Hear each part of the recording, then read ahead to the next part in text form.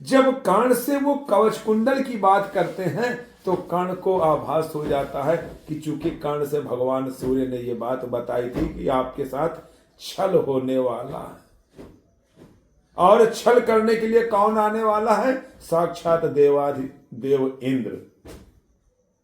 तो जो पहले ही बताया जाता है तो कर्ण समझ जाता है, करे समझा तो यह और न कोई, आप स्वयं सुरपति हैं, देने को आए प्रसन्न हो, तप को नई प्रगति है, धन्य हमारा सुयश आपको कीच मही पर लाया, स्वर्ग भीख मांगने सच ही आज मिट्टी पर आया, स्वर्ग भीख मांगने आज सच ही मिट्टी पर आया।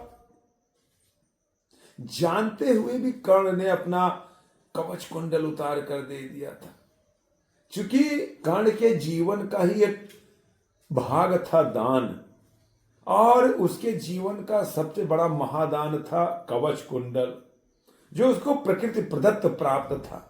उसको पैदाइशी कवच कुंडल मिला था कि मैं ही था अपवाद, आज वह भी विभेद हरता हूं, कवच छोड़ अपना शरीर सबके समान करता हूं, अच्छा किया कि आप मुझे समतल पर लाने आए, हर तनुत्र दैवीय मनुष्य सामान्य बनाने आए, कि अब न कहेगा जगत कर्ण को ईश्वरीय भी बल था, जीता वह इसलिए कि उसके पास कवच कुंडल था, महाराज किस्मत ने मेरी की न कौन अवहेला, किस आपत्ति गर्त में उसने मुझको नहीं धकेला।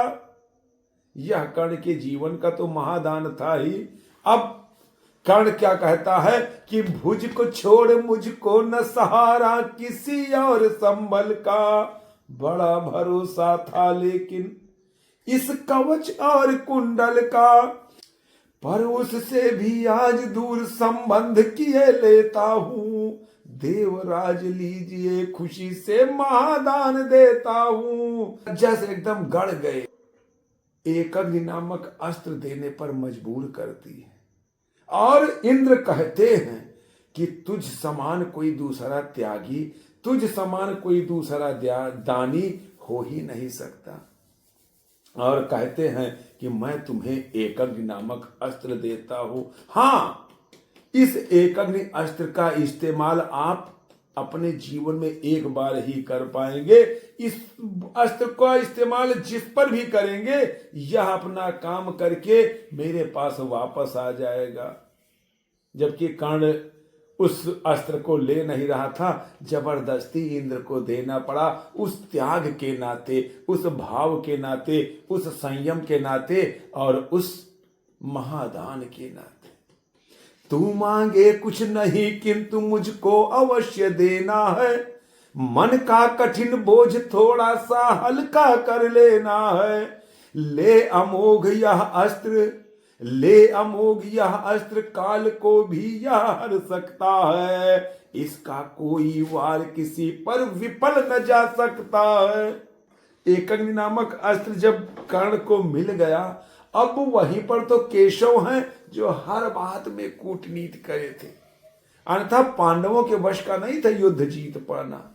केशव न होते तो कर्ण ही अकेला पूरे पांडवों पर भारी था।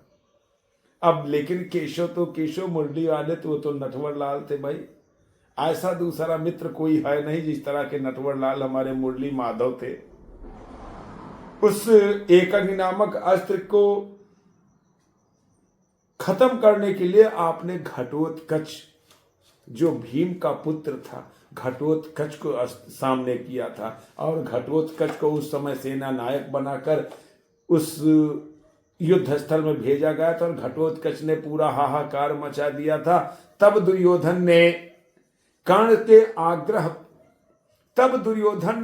से बड़ा आग्रह किया, बड़ा अनुरोध किया कि जब ये घटोत्कच पूरी सेना को तहस नहस कर देगा, तब भी आप अपने अस्त्र को बचाए रहेंगे, मैं या मेरी सेना जिंदा ही नहीं रहेगी, ये युद्ध तो अपने आप में ही खत्म हो जाएगा।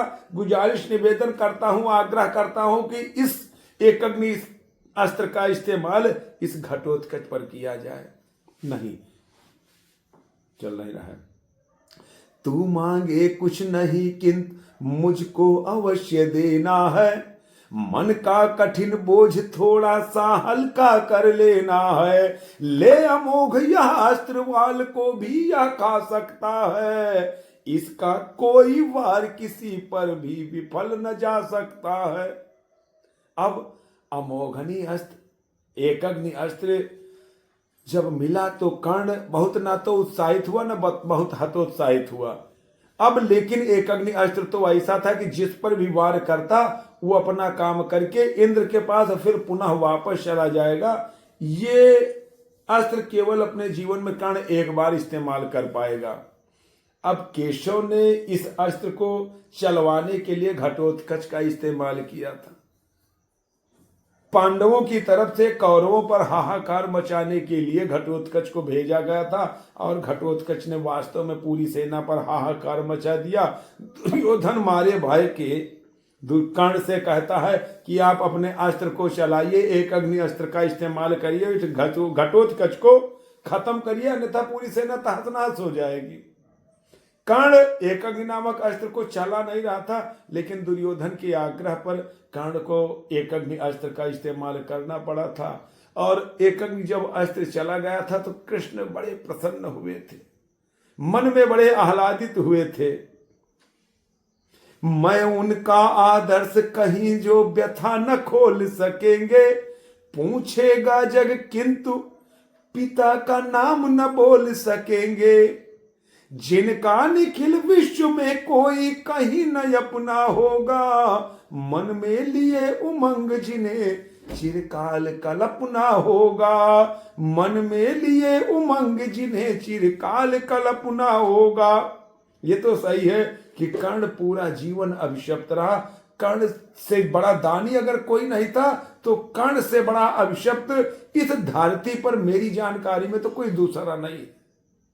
कर्ण जैसा अभिशप्त दूसरा धरती पर नहीं हुआ है, ना तो इतिहास हमारा कह पाता है, ना तो हमारा शास्त्र कुछ बता पाता है। कैसे? अरे वो कुंती का पुत्र था, सूर्य पुत्र था, राजवंश का था, क्षत्रिय पुत्र था। इसके बाद बेचारा सूत पुत्र बहलाया गया, पूरा जीवन तिरस्कार झेलता रहा। कितना तिरस्कार झेला है इसको कर्ण ही जान सकता है।